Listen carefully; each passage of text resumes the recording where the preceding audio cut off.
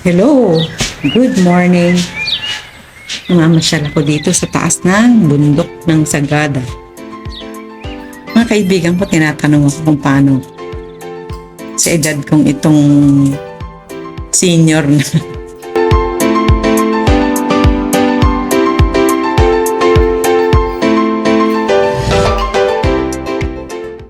Was aging gracefully at 64. Siyempre, maingat ako sa aking pagkain. So, ginagawa ko syempre 16-8. 16 hours of fasting. So, ayun, itlog, isda, karne,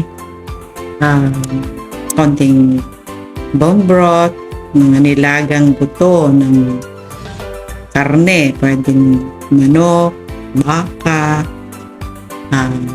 basta buto-buto pwede mong ilaga, tapos lagyan mo ng konting timpla, asin at paminta. Pwede mo lagyan ng celery, pwede mo lagyan ng luya para, ayan, yun yung ginagawa ko.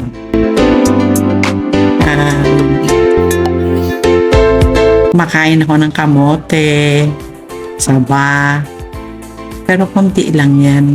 Yun lang yung ginagawa ko. Importante din ang tulog. Kaya natutulog ako ng maaga ako natutulog. At least 6 to 8 hours. Dapat talagang tulog. As in tulog ako. Pag natulog ko, pagising ko, umaga na. So,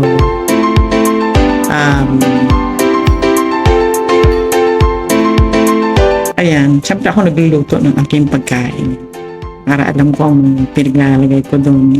Asin lang yun, sibuyas, kamatis, bawang, luya, bahay kubo, kumbaga. Yun yung ginagawa ko. So, may konting karne, konting prutas.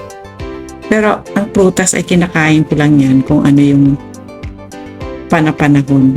Panahon ng mangga, panahon ng kaimito, panahon ng basta panahon ng prutas ay yung kinakain ko, pero konti-konti lang. Hindi katulad ng dati. Pagising ko siyempre sa umaga, namamasyal ako, kasama ko ang aking apo. Papaaraw ako para malakas ang ating katawan. Kailangan natin ng ehersisyo, exercise. Tapos siyempre, siyempre masustansya.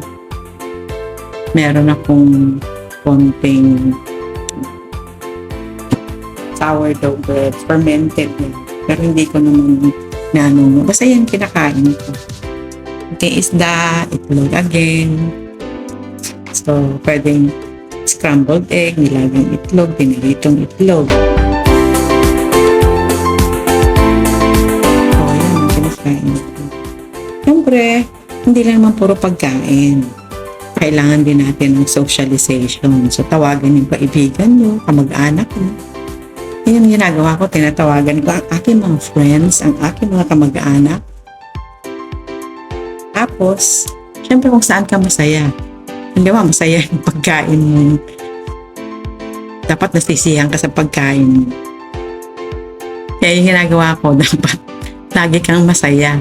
Think positive and appreciate the blessing.